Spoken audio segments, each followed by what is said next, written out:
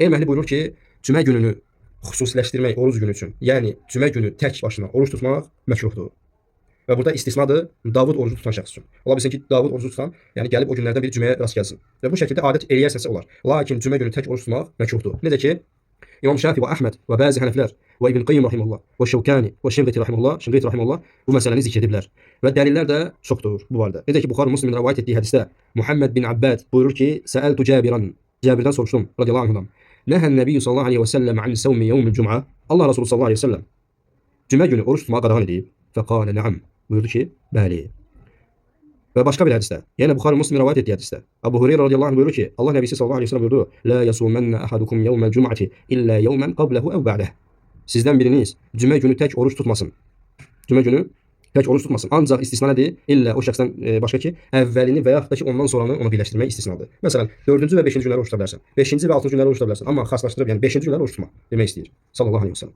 Başqa bir hədisdə, Buxarinin rivayet etdiyi hədisdə, Cüveyriyə bintil Harith buyurur ki, Ənnən Nəbiyyə sallallahu aleyhi və səlləmə dəxalə aleyhə yevməl cum'ati və hiyə saimə. Allah Resulü sallallahu aleyhi və səlləm yanına daxil oldu və o orucluydu. Və qalə və dedi ki, Əsumti əmsin, qalət ləh.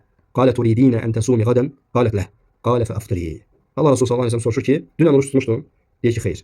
Sabah oruç tutacaqsan? Deyir ki, xeyr. Və Allah Resulü buyurur ki, o zaman iftar et, yəni orucunu aç. Və hədis rivayet edir ki, cümə günü oruç tutmağa tək başına icazə vermədi. Sallallahu aleyhi və səlləm.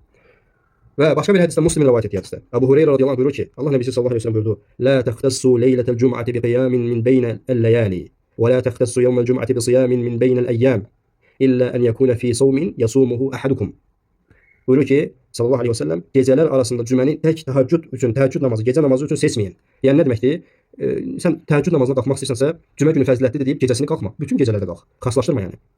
Və günlər arasında cümə gününü oruç tutmaq üçün xaslaşdırma, yəni seçmə, xüsusiləşdirmə cümə günü fəzilətli deyə oruç tutmağı. Və istisna gətirir ki, yalnız sizdən biriniz adətən tutduğu bir oruca təsadüf edərsə bu müstəsnadır. Yəni məsələn, Ramazan ayının orucları cümə gününə təsadüf edir, yəni istisnasız icazəlidir və yaxud da Davud orucu təsadüf eləyərsə və yaxud da Şəvvaldan 6 gün təsadüf eləyərsə və bu cür oruclara təsadüf eləyərsə heç bir problem yoxdur. Lakin xaslaşdırıb cümə günü tək oruç tutmaq icazəli deyil. Və doğrusunu Allah bilir.